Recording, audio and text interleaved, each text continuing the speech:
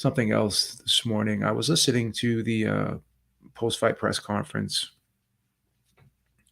yesterday, and I just saw like Charlo still was really amped up and angry, and still looked like he was pissed off from all of the buildup from the fight. Not necessarily pissed off at Castano, but just pissed off at the media, the press, telling people to, telling members of the press to fuck off. And again, I'm definitely no fan of the boxing media.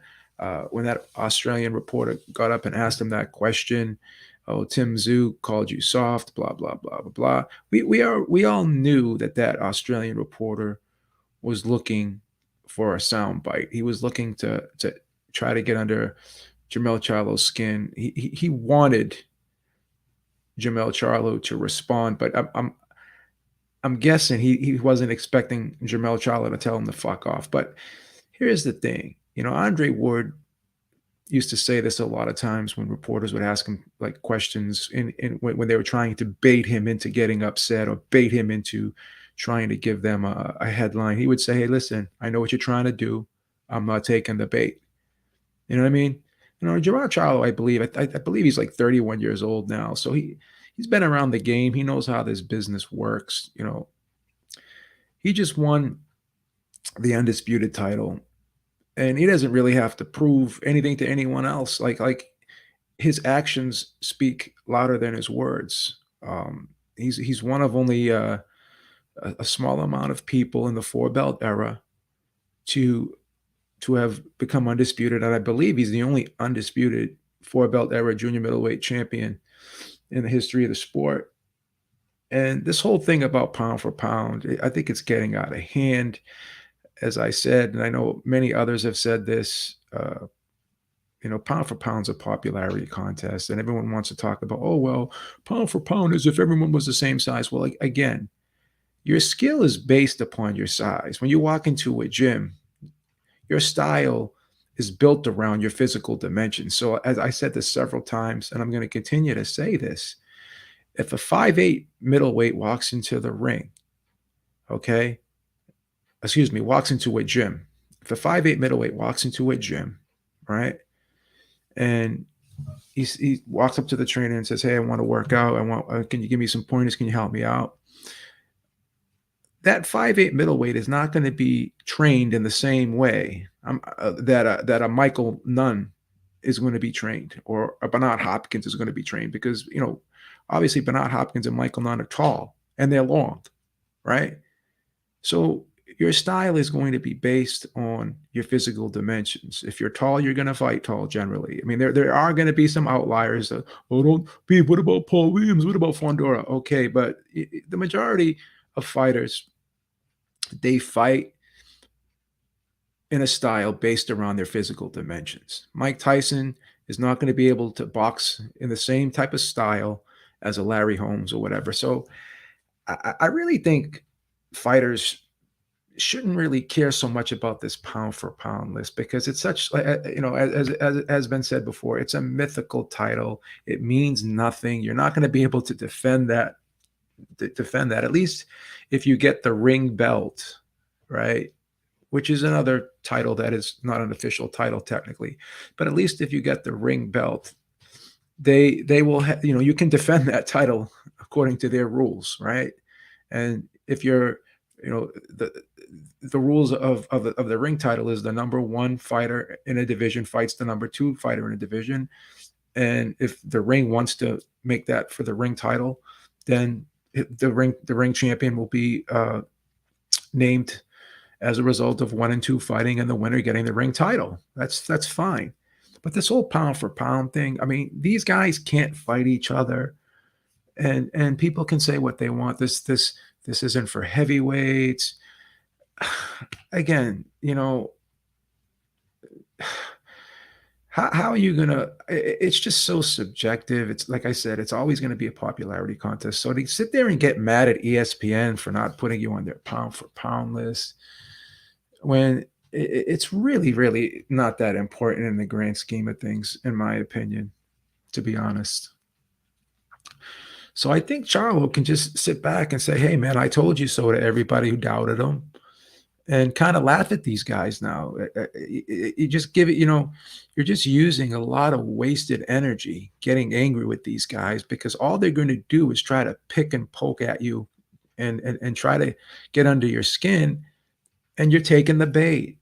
You're sitting there getting mad, getting frustrated, and then people are going to look and say, "Hey, see, look at Charlo, man. Look at him getting angry." And people, these guys are going to continue to do it. It's like the more you show somebody that something is bothering you, the more they're going to go at it and do it. So if you just laugh at these guys and blow these guys off, then they're going to stop trying to look for these look for a headline, try to grab a headline out of you, look for a clickbait headline. you know I mean, it's very obvious what the reporter did. Oh, he had to throw in there, "Oh, well, Tim Zeus said you were soft." I mean, come on, bro. Come on, bro. It's very easy to sit there and say, "Oh, well, so and so said this, so and so said that." It's quite obvious that he was trying to play one side against the other, and it just all you had to do was say, Tim Zoo was here. He said he wanted you next.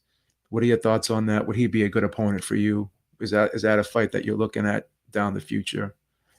You didn't have to throw in, "Oh, Tim Zoo said you were soft," blah blah blah blah blah. It just and the guy was Australian too, so I'm sure. Obviously, the way it looked is as if this guy, the reporter, was biased towards Tim Zoo, and he's just trying to throw that in there. It's basically he that reporter wanted to insult Jermell Charlo himself, kind of throw a shot at him himself, because obviously I believe, just my opinion, I can't prove it, but it seemed to me like this guy was biased towards Tim Zoo, right? So obviously he was living vicariously through Tim Zoo in that moment, and the shot that Tim Zoo took at Jermell Charlo was basically something that he wanted to say himself, but obviously he didn't have the ball. He can't do that, right? He wouldn't have the balls to say something like that to Jermell Charlo's face. So what does he do? "Oh, so and so said this about you. What do you think about that?" So I think Jermell Charlo put on a great performance.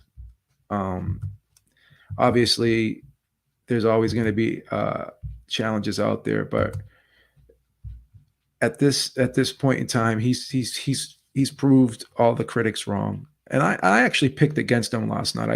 I thought Castano was going to beat him by decision, but I got to give him credit, man. He boxed very well. He made adjustments. He didn't stay stationary. He didn't stand there and lie up against the rope, stay in the corner and go punch for punch with Castano. He moved and he punched when he wanted to punch. He didn't get it. He didn't get in unneeded exchanges in this fight. He was told to box. He was told to use his jab. He was told to set the shots up, and there were other fights where you could see that he was just loading up with power shots. He just fought a very, very disciplined, comprehensive performance last night, and we have to give him full credit. We have to give him full credit, and I think we need to at least say that he's among the best fighters in the world. Again, I hate the fucking pound for pound thing. I think it's just so ridiculous at this point. The whole argument, well, what if everyone was the same size? Then, again, the 5'8" middleweight is not going to fight like the 6'2" Michael Nunn or the 6'1" Bernard Hopkins. You know what I mean? The 5'9" Mike Tyson's not going to fight like the 6'3" Larry Holmes. So if everyone was the same size, they wouldn't be fighting the same. Everyone would have. If someone's claim to fame is having a great jab and boxing well from the outside, if you shrink that guy down to 5'8", he's not going to fight the same way that he fought if he's 6'3". So this whole argument about pound for pound is just fucking ridiculous. Just fucking ridiculous. And again, some people like boxers, other people like aggressive fighters, some people like punchers, some people like counter punchers. It's just too subjective.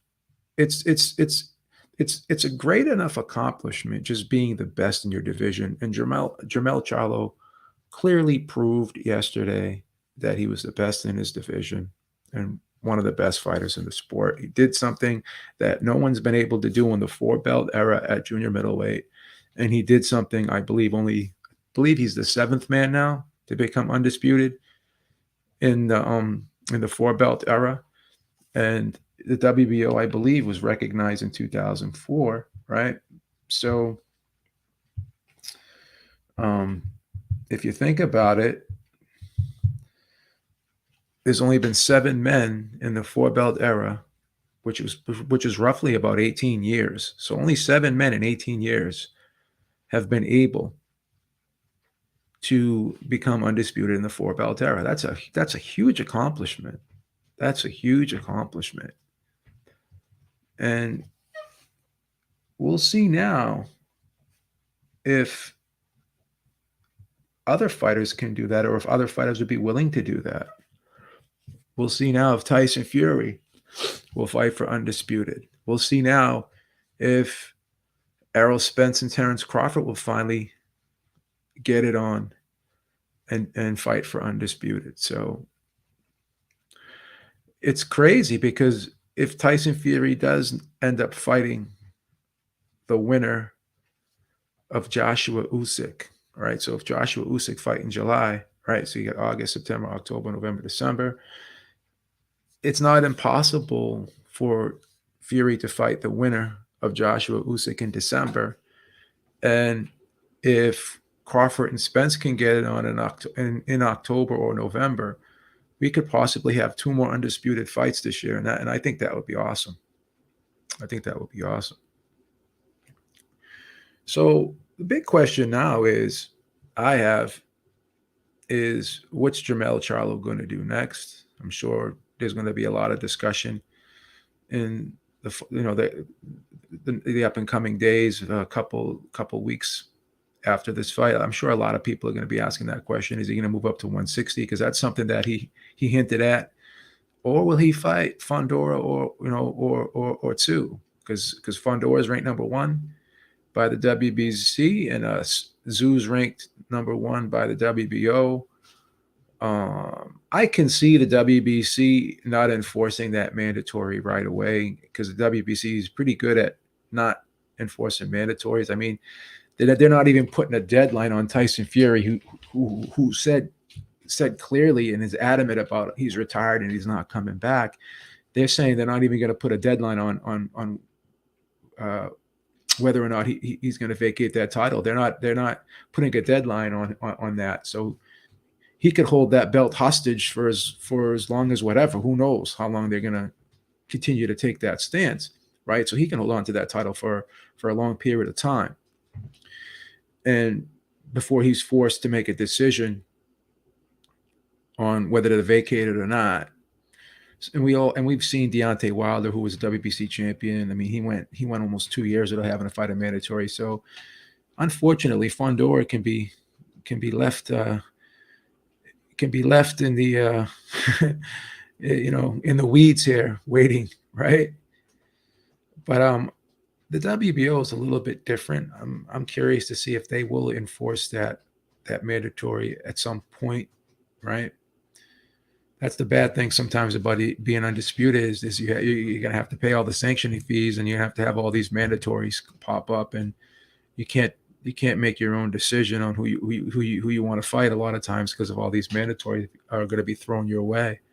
And it's tough because how do the sanctioning bodies work out, when the mandatories are going to be enforced, right?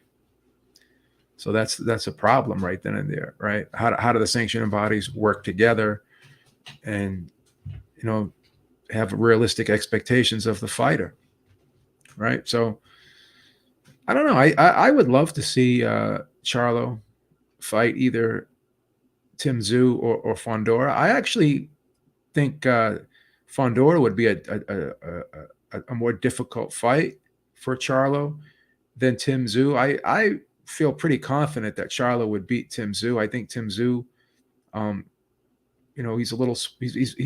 he's much smaller than Fondora. I think that 6'5" frame of Fondora, 6'5", almost 6'6". I think that's always going to present problems for fighters.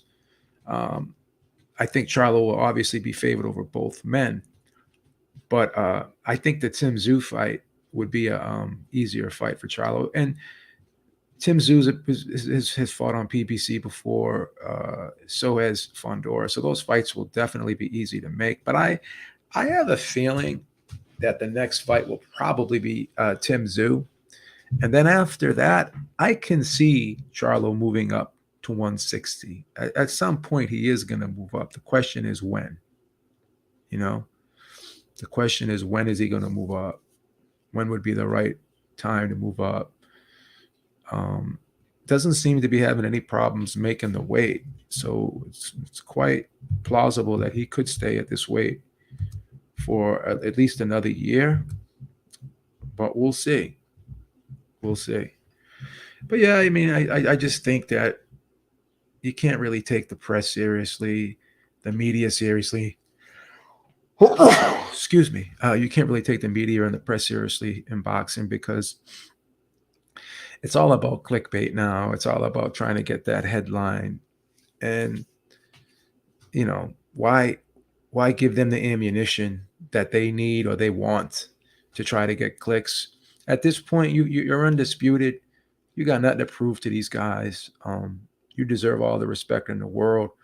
I think everyone should acknowledge what you did last night, and no one should really question or complain anything. I mean, you fought close to a perfect fight. I think Castano did well early on, but you made the adjustments and you turned the fight around quickly in your favor. I think you could start seeing the fight turn around the fourth or fifth round. Charlo was really getting into his rhythm. He was boxing well. He was moving. He was starting to pick up on the attack patterns of Castano. He was ready for that right hand. He kept moving, stepping around, turning Castano, and Castano had to keep resetting. Really couldn't get his offense established. And he wasn't able to put those 2 or 3 shots together like he did in the first fight. So full credit to Jermell Charlo. He just fought the fight at on his terms.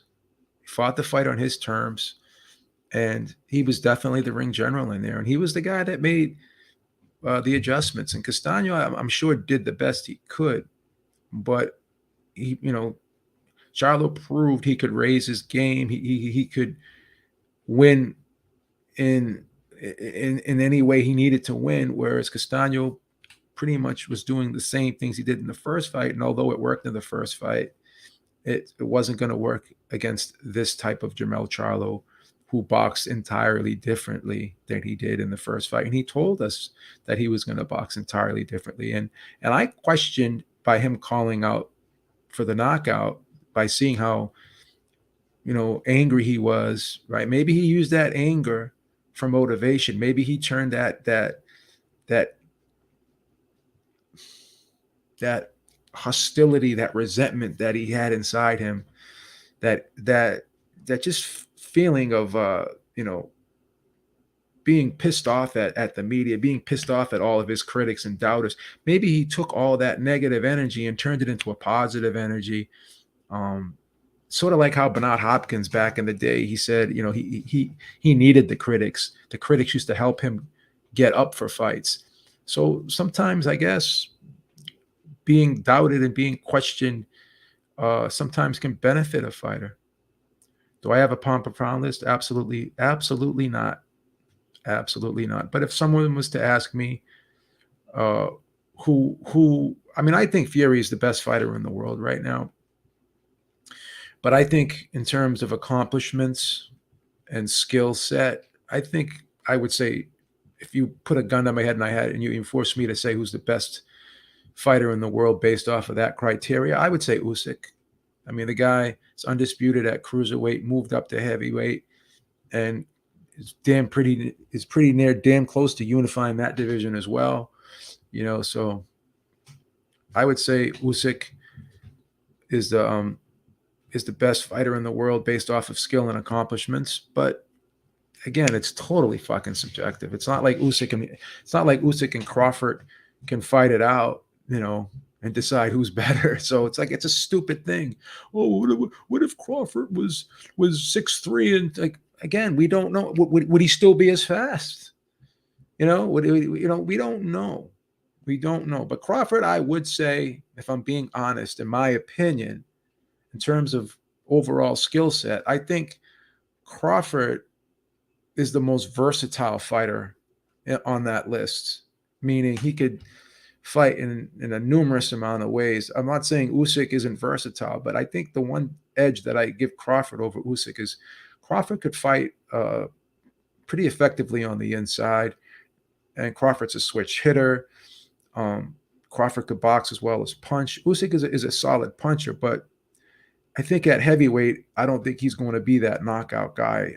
I don't think he's going to get a ton of knockouts at heavyweight. Whereas Crawford, I think even if he moved up to 154, I still think he would stop a lot of guys at 154. So in terms of versatility, overall skill set, with just judging upon the amount of things that he does well, I think overall, in my opinion, I think Crawford has the widest array of skills. He has the most versatility of anyone on that list, in my opinion. Again, it could be debated, it could be argued. I mean, it's just my opinion. It's all subjective. It's all subjective, and you can argue that maybe Usyk doesn't get the credit is because he's not an American fighter, because a lot of people don't think he's popular or whatever. And again, American fight fans could favor American fighters, but shout out to the ring. I mean, the ring seems to be pretty objective in this case with putting Usyk number one. I think they generally believe that. I don't think there was an agenda there. I'm not saying other people don't have, are bias or whatever, but there is some degree of bias. But I think a lot of American fight fans are automatically just going to put Crawford up there because obviously he's skilled. But I think when you compare the accomplishments, I mean, Crawford is a 3-division world champion. That's true. But I just think Usyk, I think his resume is better than Crawford's in terms of the types of fighters that he fought. I think he had to go through a rougher route than Crawford did. And that's no fault of Crawford's. I mean, Crawford at welterweight, if he beats Spence, then I would say he's the best fighter in the world if he beats Spence. But I still think he needs to fight Spence. He needs that fight. Unfortunately, Crawford's never had that big career-defining fight. As crazy as that may sound, he never had that career-defining fight that he needs, in my opinion, to solidify that number one spot, right? To solidify that number one spot. Because even if people do have him number one, there's still an argument to be made that you could put Usyk up there, or some people could argue someone else. But at the end of the day, is Jermell Charlo among the best fighters in the world, or one of the best fighters in the world? Without question. Without question. And if you're going to have a pound for pound list and you have your criteria, you can say whatever you want. But at this point, if you're going to have because I hate pound for pound, I don't really do a list. I'll tell you who I think the best fighter in the world is. I'll tell you that, this guy is among the best fighters in the world. But the way I want to position it, it could be, it's just so subjective. It's just so crazy on how to do that. But what I will say is these people that do have lists, I think, after what Charlo did last night, he's got to be on that list. He's got to be on that list. This was a great accomplishment. And Castano, again, this was virtually a 50-50 fight. So this was not a walk in the park. They were, Charlo was slightly favored, but by just a bit. You know what I mean? This was like close to a pick'em fight in the odds. Anyone could have won this fight last night. So you got to give Charlo credit. Now, people want to talk about Canelo daring to be great. Again, he was close to he's like 5.5, 6-1 favorite over Bivol. Bivol was not thought to be a big light heavyweight. He was not thought to be a big puncher in the division. Bivol was not expected to win. 90% of the people thought Canelo was going to win that fight. Whereas I asked people who was going to win last night, and yet a lot of people told me, I don't know. So when you can win, when victory is uncertain, that definitely solidifies you. Like, what? I'm going to be honest, and you guys can tell me whatever you want. You can say, Beeb, you're a fucking idiot. But what Charlo unifying that 150-pound division, to me, was much more impressive than Canelo's run and his route to undisputed at 168.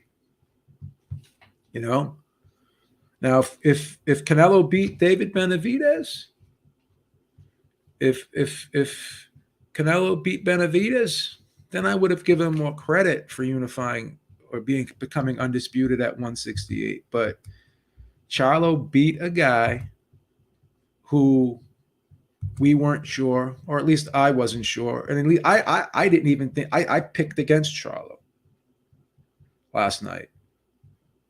That's no disrespect to him. You could definitely. This isn't a shocker that he won. This isn't a shocker that he won, but I picked against him. I still thought it was a 50-50 fight. Thought it was a close fight, but there was a possibility that Charlo could knock out Castano. He's done it before to fighters. He's come back and knocked out Tony Harrison. He can punch. He can punch, and he knows how to set up that power, and he does have that element of surprise to his punches. Like that hook on the inside that he landed, the way he shortened up that shot, he was given very little space to land that shot, and to be able to land that shot so perfectly on top of the head near the temple area when you didn't have much space. He was basically in Castano's preferable range, right? And he was the guy that was more effective in that instance where you would assume that that's where Castano wanted to be. So Castano had him in the range that he needed to have him in. But once again,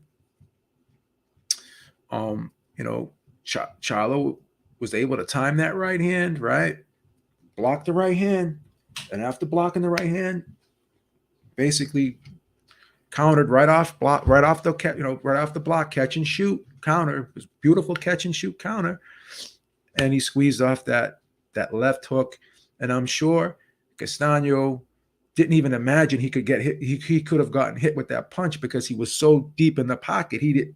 There's no way he could have even imagined that Charlo would have been able, right, to squeeze that shot off the way he did and generate the power he generated with that little space. I mean, that was basically like a 6-inch punch. That was some classic shit, man. That was some high level shit last night, and there's no other way. See, this is the thing, guys. This is what greatness is. You guys want to talk about Canelo, and again, Canelo is a great fighter, but Charlo has come back from adversity, right? He's made adjustments in fights, right? He's been behind in fights and found a way to come back and win, right? Once Canelo gets behind, Paulie Malignaggi said it best. Once he's forced to fight at a faster pace, he can't raise his level, right? He can't deal with the fast-paced fight. Charlo knows just when to pick it up, knows when to take it down.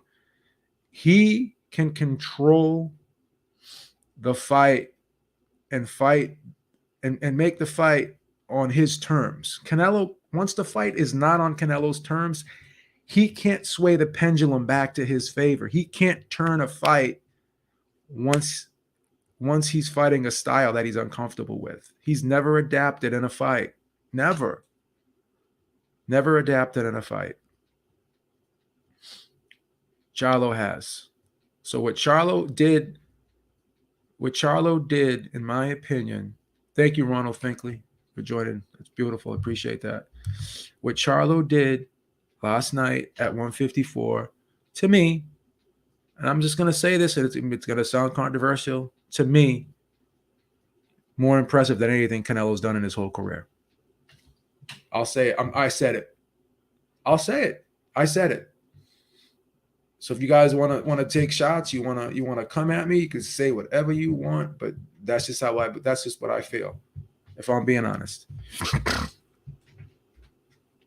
You know, you could tell last night that Jermell Charlo really, and Derek James too. We got to give Derek James credit, man. We got to give Derek James credit. Jermell Charlo and Derek James really put together a phenomenal game plan, and they executed it to near perfection.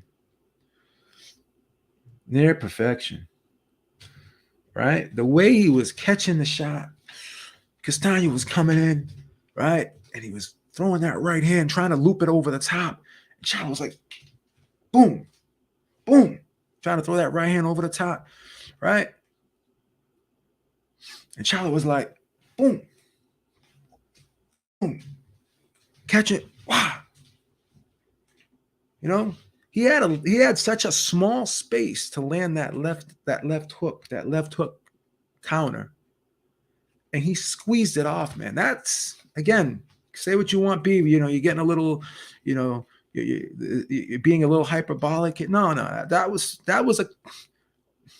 You can count on your hand the amount of fighters that could do what Jermell Charlo did last night in that closing sequence, or the sequence that was the beginning of the end. You can count on your hand the amount of fighters that could do what he did. You know? So he has no reason to be angry. He has no reason to go back and forth with these fucking idiots online. He has no reason to worry about pound for pound, because you're in a small group of people now after what you did last night. Right? And the record books speak for themselves. How people want to interpret what you did last night is irrelevant, because at the end of the day, you are the only man in the 4-belt era, right? You're the only man in the 4-belt era. In the 18 years of the 4-belt era's existence, you're the only man to have ever become undisputed at 154 pounds. Right? The only man. You didn't wait for someone to move up. You didn't fight for any vacant titles. You beat champions. You beat tough champions in their prime to become undisputed. Right? You weren't a 5 and 6 to 1 favorite when you did it either. You were involved in competitive fights, right? You weren't a minus 1,000, right? Were you favored? Yeah, you were slightly favored in some of these fights, but there was a question in some of these fights where someone could say, I'm not, the other guy could win. Whereas Canelo's path, no one questioned whether he was going to win the fights that he won. Oh, Beeb, you're a hater. No. Because you Canelo fans who are fucking delusional, you need to be taken down a peg. Shout out to Russ Amber. He said it best. Someone's like, oh, well, Canelo Alvarez fought the second best light heavyweight in the world. How could that be a cherry pick? Blah, blah, blah, blah, blah. And Russ Amber said something very similar to what I've been saying all along. You could take the cherry out. You don't have to necessarily call it a cherry pick, but Bivol was picked. Canelo can fight anyone he wants. Bivol was picked because, as Eddie Hearn said, there was nothing that Bivol did in his last 2 fights that showed him that he could beat Canelo Alvarez. This came out of the words of Eddie Hearn's mouth. You can't put the genie back in the bottle. So Russ Amber said he was a light punching, small light heavyweight who got hurt by Joe Smith, right? You don't think that they saw that and said, oh, well, if we hit him with that same shot, we can get him out of there because we're a better finisher than Joe Smith. We could put our shots better. You don't think. So you could say, oh, Beeb, he was the second best light heavyweight in the world. Okay. You know what my counter to that is? You know what my counter to that is? Yeah, the second best light heavyweight in the world fought the perceived best fighter in the whole fucking sport. So you had the best fighter, not only the best fighter in his division, but the perceived best fighter in the sport, right? Who fought the second best fighter perception-wise in his division. Who was perceived as being the better fighter. This guy wasn't even the best fighter in his division. With all, I mean, you could argue he is now. Whatever, hindsight's 2020. We can all be our Monday morning quarterbacks now. Guilty. I didn't think Bivol was going to perform as well as he did. I don't think anyone thought that he was going to win, with the exception of the boxing historian 206 Brian thought it would be the dominant one-sided fight. All the credit in the world. I will continue to shout him out until I fucking die. That was a great pick. That was a great pick. He said it wouldn't even be close. He said that Bivol would box Canelo's ears off. He said that, right? But you had the second best fighter in his division going up against the best fighter of all divisions. Of all divisions. Right? There was a reason. Ask yourself this, right? Why was last night's fight a virtual pick'em? Right? All you have to do is put this in perspective, and you fucking Canelo fanboys cannot refute this. You could say whatever the fuck you want, and I'm going to keep going on and on and on and on and on, and I'm gonna fucking ride you guys and until I fucking run you right into the dirt. And I'm gonna continue to do that because I fucking hate the double standards here, right? Look at the odds on that fight last night, and then look at Canelo's odds on his last fucking 3 fights. Right? Let's look at it. Charlo, and he was a plus 300 to win by knockout. So no one even thought he was, even people, the majority of people who picked him to win thought he was going to win by decision. Charlo, Castano, 2 odds. Right?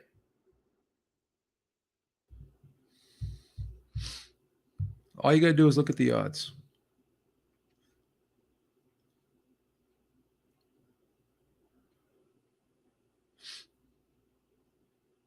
So Brian Castano was a plus 154, right? And Charlo ended up becoming a minus 200, right? So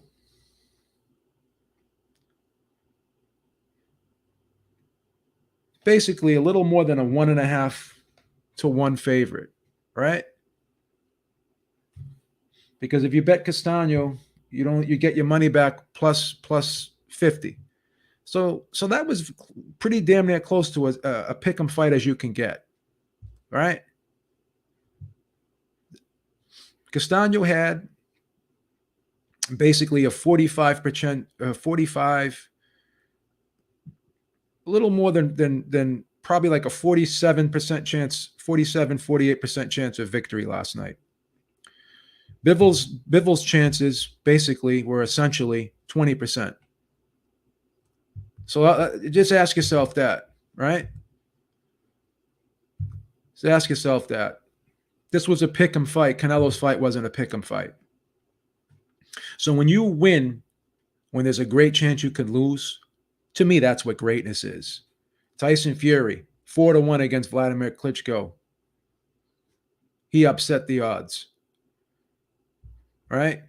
Been knocked down several times against Deontay Wilder. It looked like he was going to be stopped on some of those occasions. But what did he do? Came back from adversity and won. These are things Canelo has never done. Now, does that mean he's not a great fighter? Does that mean he's not a skilled fighter? No, it doesn't. But it does leave the door open to criticism. Right? And if someone is great but not as great as being advertised as, then that person is overrated, right? Corvette's a great car. It's a beautiful car, right? But if someone says to you, well, a Corvette is better than a Lamborghini, right? No, doesn't mean the Corvette's not a great car, but it's still not a Lamborghini, right? Still not a Lamborghini, right? Still not a piece of shit, right? I would still love to have a Corvette, right? But if you gave me a choice, B, would you rather have a Lamborghini or a Corvette? I'd take the Lamborghini, right? So it is what it is. It is what it is. GGG was a minus 200 versus Canelo. Great. I'm glad you brought that up. I'm glad you brought that up. Think about it. You have a 35-year-old fighter, right, who was past his prime, according to most, who arguably lost against Danny Jacobs. That's the only reason why Canelo fought him, right? And he was only a minus 200 versus Canelo in the first fight, all right? And this was a guy who was on the pound for pound list at the time, right? Who was thought to have been one of the best middleweights of all time, right? And he was only a minus 200 versus Canelo. He wasn't a minus 200 in the second fight. He wasn't a minus 200 in the second fight, if I'm being honest. Let's do Canelo, Golovkin,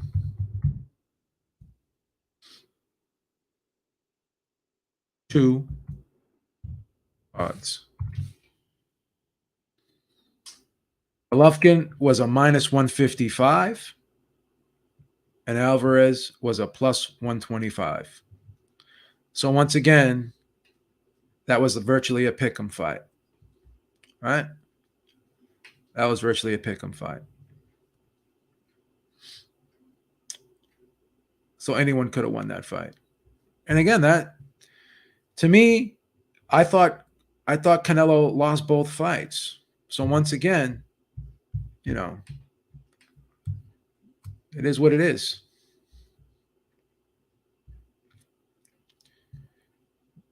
Sounds like you're mad, clown. Sounds like you're doing a little bit of projecting. Who's the one who's really mad?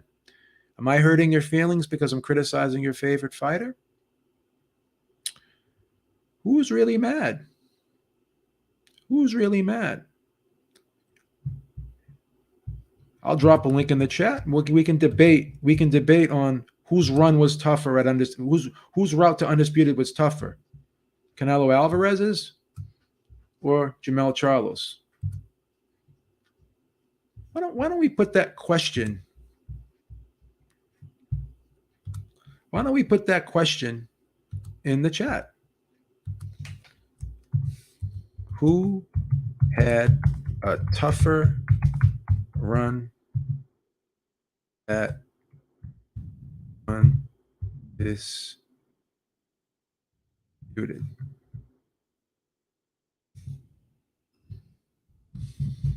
Canelo, Charlo.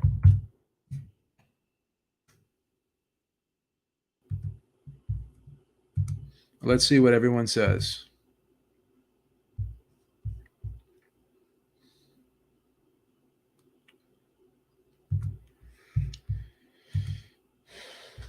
Yeah. Let's see that. Let's see that. Charlo's was tougher by not that much, to be honest. That's not what the odds makers said. That's not what the odds maker said.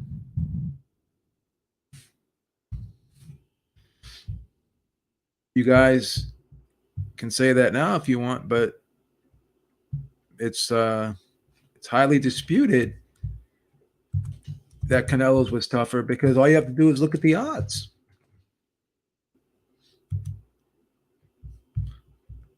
I mean, these odds are made. There's a group of people at these casinos and they go over the analytics of both fighters. They look at records. They look at stats and all this and that. They go over the numbers, and that's how these odds are formulated, right?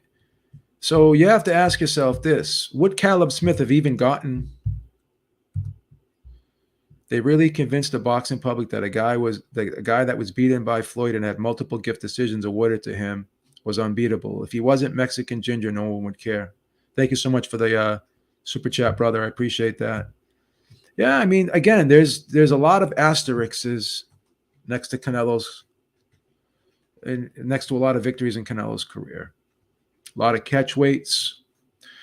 He won his first world title against Matthew Hatton, who was a 140 pounder basically,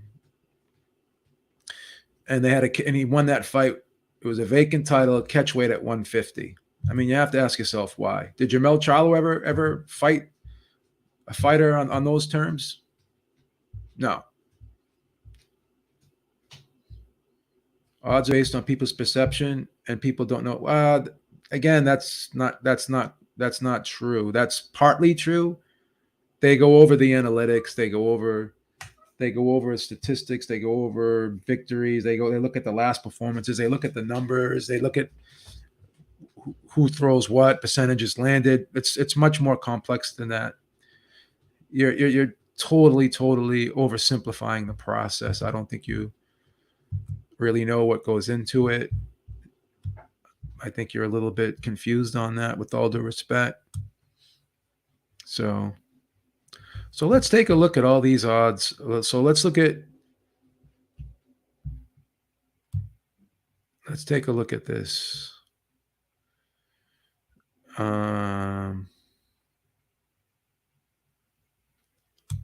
I stand corrected.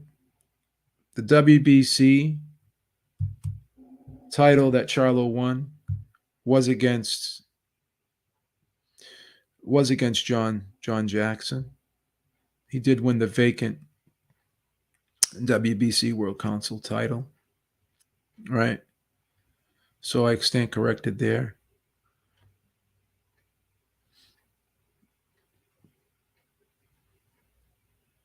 I stand corrected there. But he beat Jason Rosario, who had the WBA and the IBF, right? So let's take a look at Charlo, Rosario odds.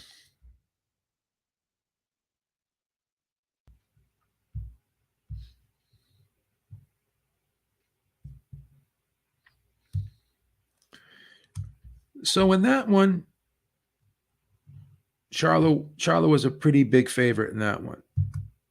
He was a minus 500, and Rosario was a plus 380. But the line did go down a little bit. I believe he ended up being a minus 375 or 400 at the end when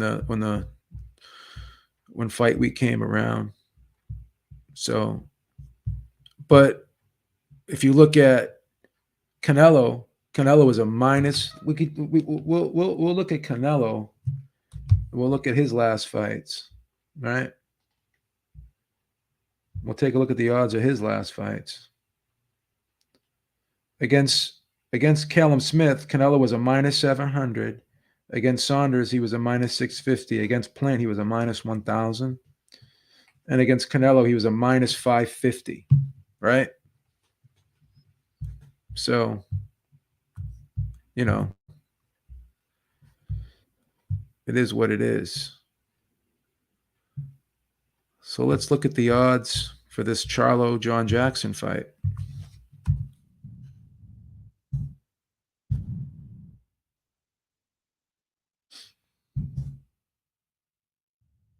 See if I can find these odds.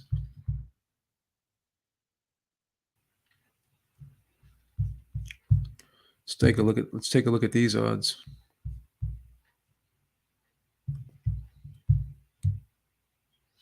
All right, so Charlo was a was a minus 550 here and a plus 450. But once again, still not as wide as Canelo's odds. But at least the last piece of the puzzle, he fought a pick'em fight. Now, you can make an argument. Let me ask you this. Let me ask you guys this. If Charlo had the popularity of Canelo, he would have been a minus 600. So you're basically saying that the only reason why Canelo is thought to be a great fighter is because he's popular. So you're basically saying that you're basically saying that Canelo was overrated, and the only reason why he was thought to be as good as he was is because he was popular. That's your argument. Okay. So you're basically making a lot of people's arguments for them. So you're saying that he wasn't really the greatest fighter of all time. He was the most not all time, but he wasn't the greatest pound for pound fighter. He was just the most popular fighter, so that's why he got all the accolades. Okay, I got you. So you are saying that he's overrated. I got you. Fine.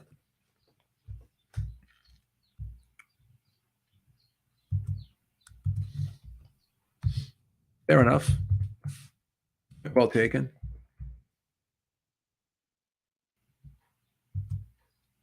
Point well taken.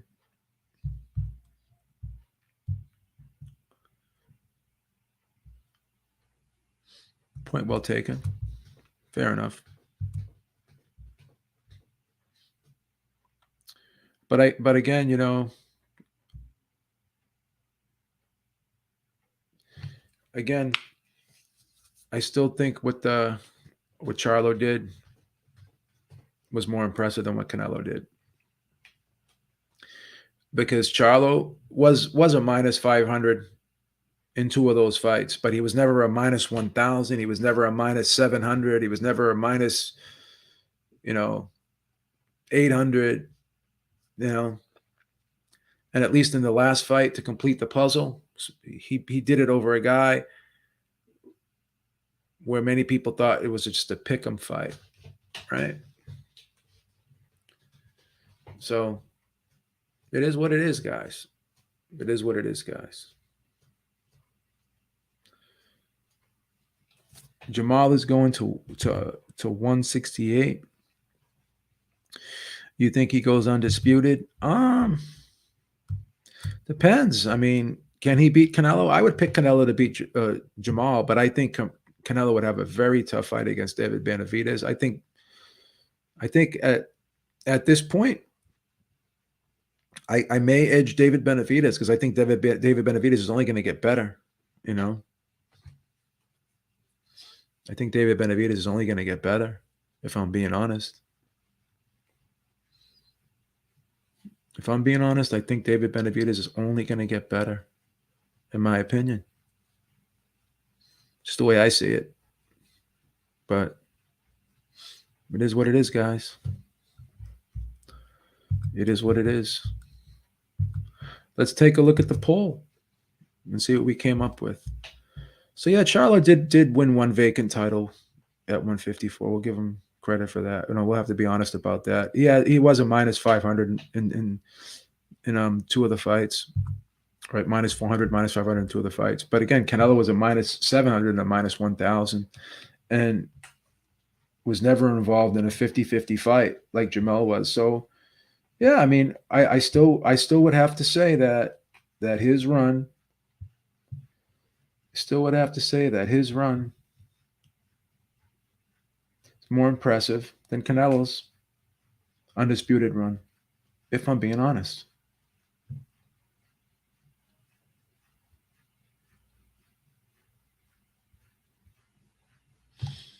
If I'm being honest. That's the way I look at it. So let's see what the people say here. We got 54 votes so far in this poll, and 74% of the people say that Charlo's run at undisputed was tougher than Canelo's. So the people have spoken. Finally, we got somebody. Let's let him on. Mr. Ron, give your opinion, if you would be so kind, on the discussion that we're having right now about Jermell Yeah, Charlo. Go ahead, brother. yeah, I was following it, and I was kind of thinking about how I always thought Canelo was an advanced cherry pick, but I kind of got out of that stage like maybe a year or two ago because I saw him fight Callum Smith, and I felt like he earned his right to be like who he is, and he did duck a few people, but like I feel like when he lost to Floyd, that was his like breakout stardom for me because I felt like when he was in the corner when he was fighting Kirkland, and I felt like when they decided that Ann Wolf couldn't be in his corner or something, and I Yeah. felt like that's when I start seeing like how they was moving Canelo because of his popularity, but it's like he was kind of doing things even when he fought Kovalov. They fought like 2 o'clock in the morning. You see what I'm saying? And I just felt like, and Kovalev just came off that hard win. I just feel like he's been given a lot of passes, and I just feel like we all respected him as far as like he fought Floyd, but then he didn't like move correctly. But then he gained people's respect back because how you gonna deny somebody that's knocking people out and putting on great performances like he did with GGG the second fight. I felt like the second fight was his breakout fight because I feel like the Mm. first fight he just moved up like, and I think that was like right before Kirkland.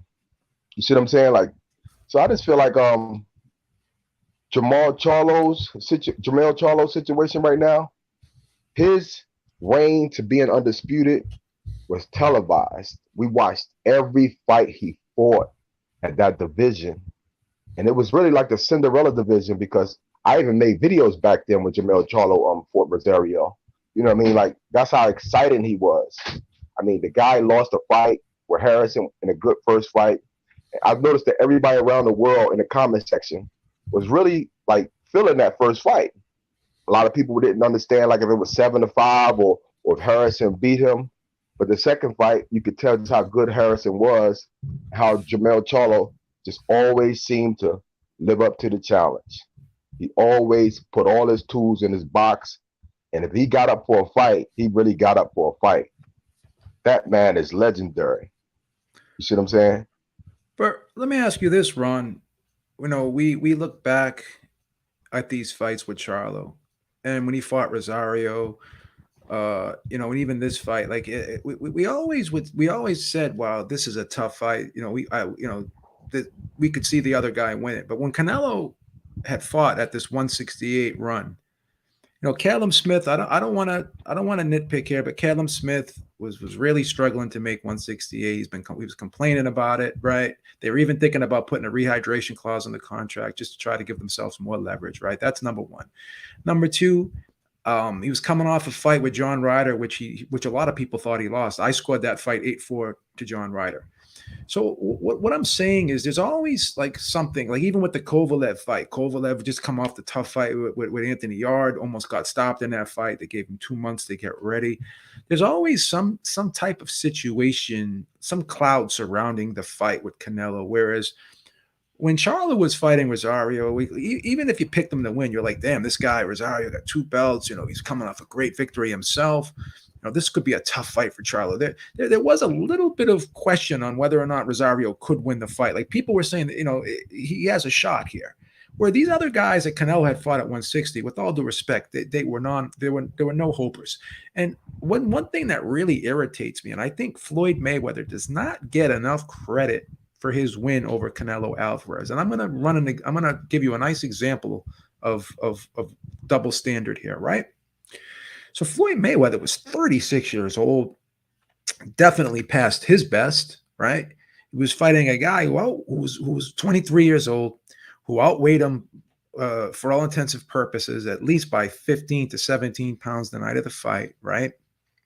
Yeah. And Canelo Alvarez had 42 fights, and he was a unified champion in the division, right? Yep. Now, Yep. when Terry Norris fought Ray Leonard was 34 and Terry Norris was 24. Going into that fight, everyone said Terry Norris was in his prime at 24, right? And they said Ray Leonard was basically way past his prime, and they were saying this was a horrible fight for Ray Leonard, blah blah blah blah blah blah. So how come back then Ray Leonard at 34 was past his prime, right? And Terry Norris at pretty much the same age as Canelo Alvarez, he was thought to be on top of the world. He was on the pound for pound list at that time at 24 years old, right? Okay. He really had a lot of momentum, right? He was knocking dudes out, whatever, right? But now we fast forward to Canelo. Oh, he was green at 23. Look what Teofimo Lopez accomplished at 23, virtually becoming undisputed at 23, beating Vasily Lomachenko, right? Yeah. And so why does he get a pass for losing that Floyd Mayweather fight? And even if you thought Floyd Mayweather was like that fight was close to 2-1, right? That fight was close to 2-1 come fight time. You know what I mean? It was thought to have been a competitive fight, win, lose, or draw. So you fought a past his prime Mayweather, and Mayweather virtually won every round in that fight. Every round. So again, are we just supposed to forget about that? Are we supposed to forget about the Lara fight? Which, okay, you could argue that Canelo could have gone either way, whatever. But are we just supposed to argue that guys who can box and move and have great jabs, like, are we just supposed to forget that that has never been rectified? Like, he's never been able to correct that deficiency over the course of his career. And are we just supposed to are we supposed to minimize Floyd Mayweather's win and just say that he beat a green Canelo Alvarez? I'm going to be honest with you. I'm going to be honest with you, and this is going to sound very controversial. To me, that was the most impressive win of Floyd Mayweather's career, in my opinion. I've never seen him look that good. Yeah, he looked like a gazelle out there. Yeah. And he was on the ropes, and I've never seen nobody on the ropes like that and deal with that type of pressure coming from somebody like a young guy like Canelo. Yeah. You know what I mean? Yeah. And you kind of like, I'm not on that pay grade as far as knowing about Terry Norris and Sugar Ray Leonard, but I always thought like all champions were younger, like at 22, 23, and they didn't have no excuses. They were just champions. You know what I mean? Like, you can't say he green. He got like you said, all of those fights. You know what I mean? At that age. Yeah. And I'm gonna put my mic on mute for a minute. All right, man. Coach, what's going on, man? Good morning, brother. How you doing? B, what's going on, fam? How you doing, brother? Jump on. I see you was on. I said, let me go come over here and support my brother, man. What's happening with you? What's going on, brother? I'm doing good. Hey, man, great fight last night, man. Man, I picked my main man Mel to win by a split decision. And what I love about these videos is when you make them, they're your digital receipts. So anyone who said that you said this or said that, the video is right there. Facts. So and I broke down why I picked my main man Rondo. I broke down why I picked Mel by split decision because I wasn't sure if he could keep his anger and emotion in check. And I said that when he gets angry and upset, he has a tendency not to listen to his trainer, and he goes for the kill shot. And he has the Clubber Lang. I call it the Clubber Lang mentality, like on Rocky 3 when I want to knock him out. I'm not gonna lie to you, man. This is the best I've ever seen Jermell Charlo fight in the ring. Best. I'm very, very proud of this guy. As you can know, I'm very critical of Jermell Charlo. I feel the total opposite of Jamal.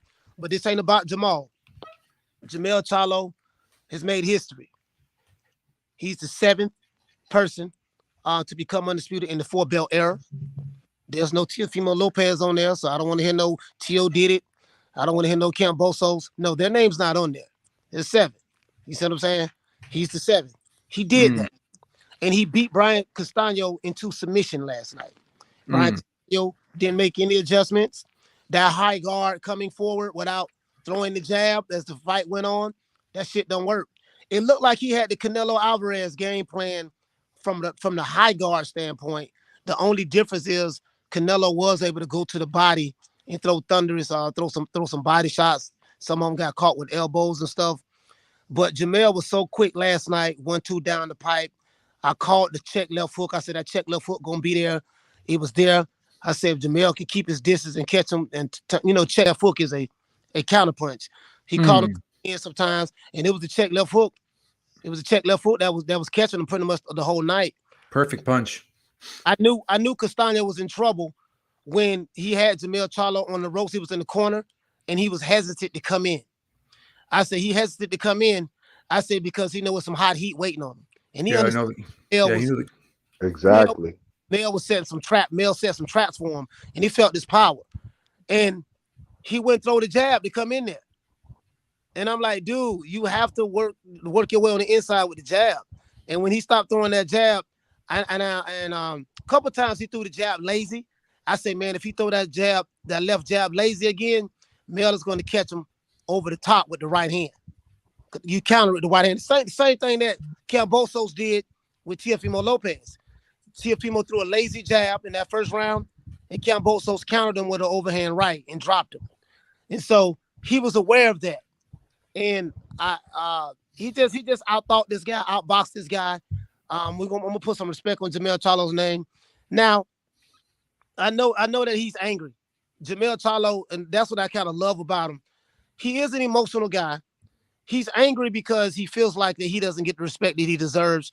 And truth be told, you know, in my opinion, especially with the mainstream media, he doesn't. ESPN is biased as hell. You know, ESPN has always been a pro Lomachenko, just pretty much Eastern European type people, in my opinion. Agreed. Agreed. You know, and I'm not going to scream racism and nothing like that. Some people feel that way. They have a right to feel that way, but that's just who they are. They always been like that. So these guys that say ESPN now, but Jermell Charlo need to be on the pound for pound list, hands down. That man did his thing. He became undisputed. If it was anyone else, you know, they'll be praising him. So right now, Jermell Charlo, he's that guy. He did his thing, dog. He got it the hard way. 15 years in the sport, and it is what it is, man. Whether you like him or not, he did that last night. He beat this guy to submission. Legendary status. And then it just stopped him. And Mike Copper said he had Castano winning about one round going into the 10th. I don't know what fight you're watching. Nah, that's crazy. I'm sorry. I don't like to criticize scorecards because mine aren't always the greatest, but I think it's close to virtually impossible to have Castano up at that point. He was falling behind, bro. He was definitely falling behind, in my opinion. I'm not going to sit there and score shame anybody, but that's a tough one to kind of roll with, if I'm being honest. But go ahead, Coach. Yeah. You know what I mean? So I had it close. I had it maybe 4 rounds to 2. Jermell Charlo to 6, or 3 rounds to 3. Because one of those rounds was the first round. Coach was generous. You was generous, Coach. Yeah, but the 7th, 8th, 9th, he won that. Jermell won that round, and then the 10th round, we ought to know what happened. So, you know, I try to give Castano the benefit of the doubt, but he didn't have no answers. Very predictable. I don't know what they was working on in training camp. Jermell Charlo came in. He was ready. He was ready. I have not seen him look this sharp. And I'm gonna say one thing before I be quiet. What shocked me in this fight, B, was how calm Jermell Charlo was in the fight. By him being calm in the fight, he wasn't tight like he was when he fought Tony Harrison in the first fight, fought Castano in the first fight. He threw his punches with fluidity.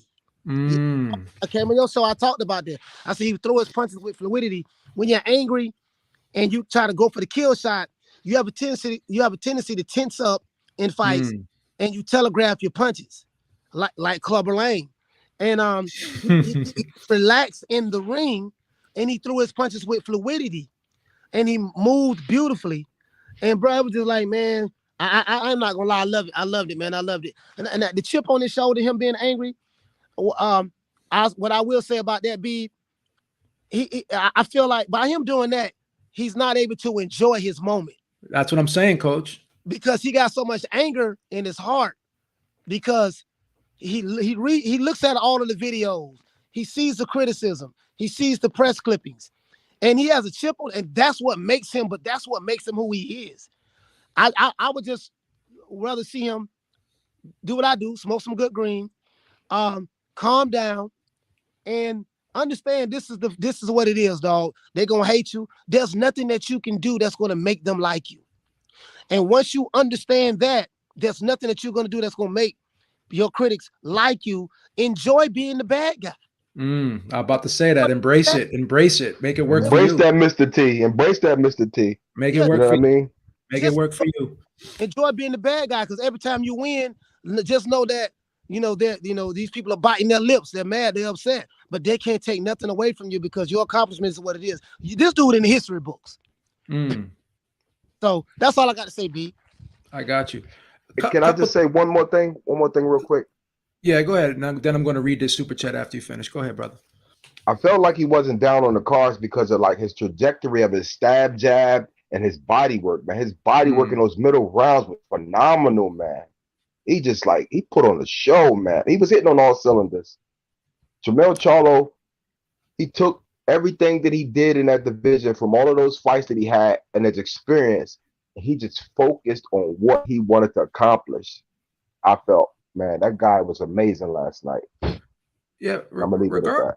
Regardless of the first 6 rounds, at the end of the day, I mean, 7, 8, and 9, he clearly pulled away. So there was no, you would have to give him 2 of those 3 rounds of 7, 8, and 9 to have him up. I mean, that to me, that would have been hard to do. Let me just shout out the super chat. Thank you so much, Scotty G82. Love the show, guys. Just showing my support. Keep up the great work. Thank you, brother. What I want to touch upon a couple of things. The whole anger thing. Anger makes you use a lot of adrenaline sometimes when you're angry, and coach mentioned it, saying when you get tight and you're a little frustrated and you're a little just wound up too tight and you're just irritated, that forces you to burn up a lot of adrenaline, which can fatigue you. When you're fatigued mentally, obviously that could just make you just as tired as if you're fatigued physically. How many times you go to work one day, you can even have a desk job, and everyone you encounter with that day just pisses you off, and you go home and you sit on the couch and you're just exhausted. You don't want to get up off that couch, right? Because you were worn out mentally. So the thing is why waste all this energy mentally? Now, again, coach was right. He took whatever happened outside the ring during the buildup did not transfer into the ring. So that was great. But there have been times when it did. And I think this shows the maturity of a fighter when he says to himself, in order to win, I gotta put that shit to the side and I gotta just do this to win. So he showed discipline last night above all, right? Discipline, and he was poised. And he had that Bivol mentality, right? That ice water through my veins. At the end of the day, this is about winning, right? I can talk before the fight, and I'm going to talk after the fight. But when I'm in there, I just got to put my, let my skills do the talking, and that's what he did. I want to touch on a few things, like with the high guard. You see a lot of guys do that high guard, and the problem I've always had with the high guard is you're in a defensive posture, right? And in order to transition into offense, right, you have to reposition those hands. So if you keep your hands, like I like that Midwest hand positioning style where you keep the backhand like right over your chin, and then you keep the lead hand out far in front of you, even though it's not up high towards your face. It's up far in front of you, where you can use that as basically a guard to fend off that guy and keep that guy at a distance, right? But you have that backhand, so you can catch, and as soon as you catch, you can shoot. But when you're in a high guard, right, you're catching shots like this, and you almost have to reposition your hands and your shoulders, because you can't punch like with your hands squared in front of your face. You have to actually, angle off your shoulders so you can put more of your hip into the punch. So it just forces guys to have to reposition their hands when they transition back into an offensive position, and it's just adding another step, basically, in my opinion. So I mean, you see fighters like Floyd Mayweather, when he fought southpaws, he would implement that, but he wouldn't keep his hands in that position the whole time. He would continue to show different looks. But when you got a guy who's coming forward with that high guard, and that's what he's doing, like consistently throughout the course of the fight, he has to, he's going to have to take time to reposition his hands in order to transition into an offensive posture. And I'm just never been a fan of that. You know what I mean? All the great slick fighters, the technical boxers, the guys who have shown versatility throughout history in the sport, a lot of them didn't fight with that high guard. You know, they had that more of a Midwestern type, modified Philly shell type version. Even though you're not using the shoulder roll, you could still position your hands in that manner. You know, that Midwest style. I've always been biased towards that. That's just my opinion. But getting back to the jab, these short fighters, they need to try to make their height not a disadvantage but an advantage. So if you're short like Castano, you get low and make yourself a compact target, and you're not going to be able to land that jab to the head. So throw the jab to the chest, throw the jab to the pit of the stomach, and then a shorter fighter should work from the bottom up instead of work from the top down. Generally, fighters work from the top down usually, right? They throw the punch up top, right? Or they feint the punch up top, then they drop low. The shorter guy got to start from the bottom and work his way up. He's got to do the opposite. And it's easier said than done, but we're not even seeing this implemented by a lot of these short fighters today, you know? And I think that could have helped them a little bit, in my opinion. But again, that's hindsight's 2020. You could be your Monday morning quarterback, and I get all that. But at the end of the day, you got to try to. It may not even have worked, but at least you got to try to make that effort to see if it would work. You can make your chances greater of success by doing, at least maybe by doing that, in my opinion. Yeah, I mean, yeah, I definitely agree with what you're saying, B. The question I have for Brian Castano, out of the high guard, where is your jab? Yeah, I mean, that's once again, it's hard to throw an effective jab, because think about it, Coach. In order to make the jab most effective, part of it is to have it out in front of you. If you're in a high guard, right, you're throwing the jab basically from a further distance out, and you're not really able to push. You're somewhat squaring up your shoulders a little bit, so you're not able to really push off your back foot as much as if you were to angle your shoulders. So yeah, I mean, you like, again, that stance, I think, needs to be modified. Or I'm not saying you can't ever use the high guard.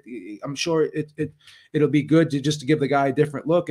It's good to show different looks and show versatility in the fight, but you also got to kind of change that hand positioning around. You can't fight, in my opinion, you can't fight an entire fight in the high guard. That's just my opinion. Yeah, B, and I kind of agree with you on that, because what happens is Brian Castano became too predictable. It was trying to do. I'm going to come in there, high guard. I'm going to try to close the distance. When I get close, I'm going to let my shots off. So that was obvious. And so the lateral movement was giving him problems. And now I understand why certain fighters, they don't, they like to stay away from those fighters who use lateral movement. And Jermell Charlo, his power carries as the fight goes on. He gets stronger as the fight goes on. Yeah. And very few fighters that happens to. The only fight I can think of where his fighters carry as the fight goes on, like that, Jermell Charlo, Terrence Crawford as well. Those guys gets those late stoppages.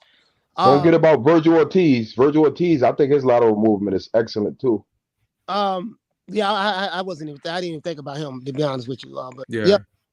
But yeah, so Castano, he's a good fighter. I can't take anything away from him. I'm not gonna. Yeah. He's a great fighter, and the reason why I don't like to take anything away from fighters, because it minimizes the person victory who beat the. I like Jermell Charlo's mindset. I gotta stop this guy. Kind of like, my favorite fighter. Well, one of them, Marvin Hagler. No, I'm gonna stop this guy. We're not going to the scorecards, because I don't know what the judges are gonna have. You can have 3 Mike Coppingers judging this fight. So just in case you got 3 Mike Coppingers judging this fight, the best way I can ensure victory is stop this guy. And if you look at it, when Jermell dropped Brian Castano the first time, it was like he didn't even know he had dropped him. When he caught him with that shot, Brian Castano guard was there. He caught him with a good shot, but it was kind of like a delayed reaction. Go back and look at that. When he hit him, Yeah. it was like maybe 2 seconds went by, and then Correct. Brian Castano's body just went limp Yep. on Jermell. And Jermell just sat there and just looked at him. He stared at him like, yeah, I told you. And then he walked off. And then when Brian Castano beat the count and got back up, look how calm Jermell was when he went back to him to finish him off and stop him. I say, this dude is poised. I've never seen him poised like this. No, I've never seen him poised like this. That Jermell Charlo who fought like that last night, very poised and calm, he's a problem for anybody in that 154-pound division. Yeah, he's a problem, bro. If he fights like that, he's a problem. I'm saying just from a calm standpoint. So yeah, take it out of the judge's hands. If you stop him, you don't have to worry about being robbed. Just stop him. It was all that experience. Like when he fought Tony Harrison, he went jumping on the ropes right away. He didn't even know if he got him out of there yet. It's just all of the experience that I think he's had in that division with all of those tough guys and great boxers, brawlers, hard-hitting inside fighters, Rosario. He just kind of I just think he just know who he is. He's aware of who he is, and he realized he needed to fix all of those things and be a better boxer professionally. The guy is a beast. Well, I guess the big question now is, will the media's perception of him change? What does he do now? The downside of being undisputed is you're going to have more mandatory obligations. Like I said before, the WBC, Mauricio Suleiman was in the ring. He gave him the hug, gave him the shirt, gave him the hat. You know he's not going to be knocking on the door anytime soon for the mandatory. But the WBO, I don't know, man. I mean, Tim Tszú's been that mandatory and been in that number one guy for almost 2 years now, if I'm not mistaken.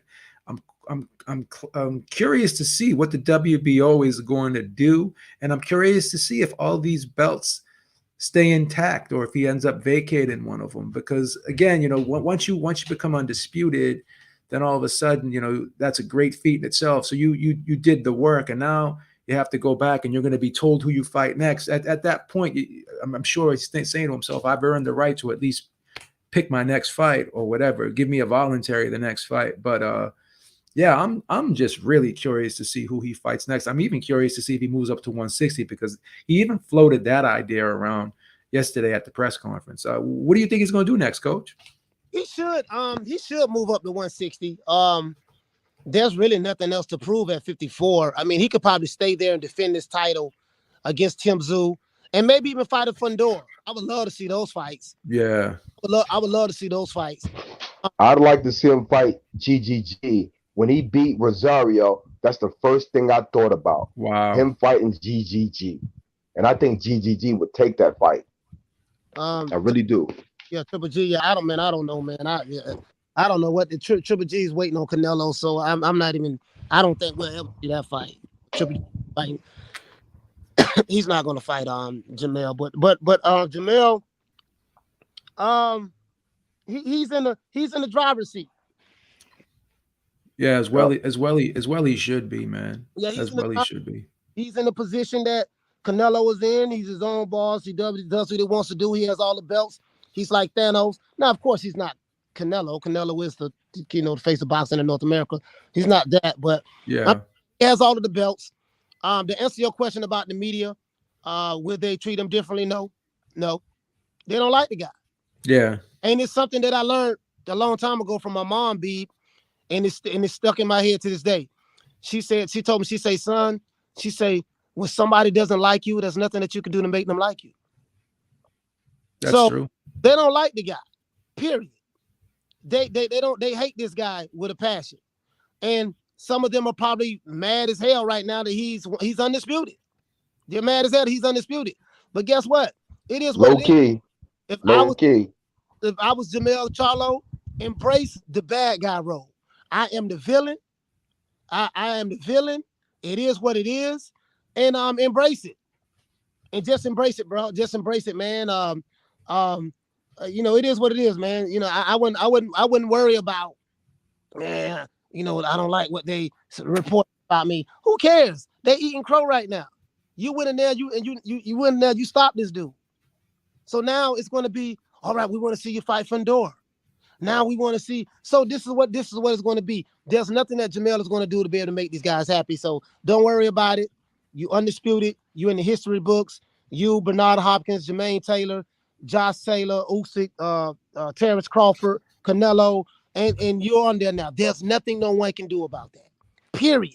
They can say whatever the hell they want to say. You're on that list of the 7 in the history of boxing in the 4-belt era that has become undisputed. And there's nothing that no YouTuber, mainstream media, content creator can say about that to take that away from you. That's what he can hang his hat on. I agree, man. It's a wrap. And to all the content creators who sit there and shunned him because he went against Wilder, because he had his own path and his own career and how he felt about who he was as a boxer, and having the right to say what he want about how Wilder fought. Like, I don't think they should try to act like they helped make him who he was. He did it by being just a boxer for everybody across the world to see. He didn't do it for nobody but for his legacy, I feel. One last question before we head out, because I got some things to do. But this whole pound for pound debate and argument, should this even be important to the fighters? It seemed like Terrence Crawford was like happy that Canelo lost. He's like, now I'm number 1, and I get it. I mean, if it is I guess an honor to be thought to be the best fighter in the world, but isn't it enough to just be the best fighter in your division? Do you think that too much emphasis is put on this pound for pound argument? Because again, Ring IQ said this before, and I agree with him 110%. It's a popularity contest. So is it really about how good you are, or is it about how popular you are? What do you guys think of that? And do you think that these guys should just move on from this pound for pound stuff and just worry about their own legacy and their own weight divisions? Hey, let me answer that question for you, B. For this is what it is. B, you know a lot about boxing. You know that the criteria that these mainstream media use for pound is not the same criteria that it was originally created for when in its inception, right? Pound for pound is based on popularity, based on which relationship we have with certain promoters, based on just certain. I mean, bro, like, what pound for pound was originally made for the smaller guys. They don't, it's not what the mainstream media uses for pound now. You see what I'm saying? I think that's obvious. Especially if you have someone like a Mike Coppinger coming up with a pound for pound list. Yeah, if you can't take you can't take him seriously at all. So I would say this: if I'm a fighter, pound for pound is subjective. Stop trying to get the notoriety of the mainstream media. Terrence Crawford, dude, stop trying to. If there's anything I would say to him, who cares what ESPN says? Then who cares? Who cares what Mike Coppinger says? They don't got me on the pound for pound list. Pound for pound is subjective to the individuals who made the list in the first place. It's subjective. Whatever their criteria was when they put this guy on the list, why are you so focused on that? Focus on what you can control. Don't worry about mainstream media. They don't like you any goddamn ways. So who cares about Canelo lost? Now I can be now I should be number 1 pound for pound. That shows me that you hold these guys in such a high regard that you hold them in such a high regard that you value their opinion that much. It's subjective. They're not using the same standards that pound for pound was originally created for. It's popularity. It's if I got a good relationship with a promoter, if a fighter is from a certain country, or whatever it may be, whatever their criteria is. I know that it's not based on the criteria that it was originated for when Sugar Ray Robinson was around. I know this. So don't worry about it as a fighter. The mainstream media is not going to always look at you that way. And even if they do, these fighters got to stop worrying about that, man. Just focus on your legacy, man. If they love you, they love you. If they hate you, they hate you. Who cares? Marvin Hagler went through the same stuff. Mm. So Hagler was hated. The mainstream media didn't really like Hagler like that. Sugar Ray was the darling at that time. You see what I'm saying? Hagler had to get it the hard way. So just keep doing your thing, man. The hell with the mainstream media. That's what I say. Got you. Any closing thoughts, Ron, before we head out? No, I think Coach summed it up perfectly. Like it's subjective because like it's a popularity contest, but I always look at pound for pound. It's like your body work. Like I feel like Jermell Charlo has been really consistent. Even in his loss, he was consistent, and how his skills overwhelmed everybody that he fought. So I feel like that's what makes him a pound for pound boxer. I got him at 4. Got you. All right, guys, man. Thanks for stopping by. Much appreciated. Thank you to everyone in the chat, and make sure you catch us out tonight. Ringside Reporter podcast. Myself, Eric Lord, at 6 p.m. Eastern time. Shout out to everybody, man, and catch up with you guys soon, man. Be good. All right, salute, B. Thank you so much. All right. Salute, Peace. guys. Peace.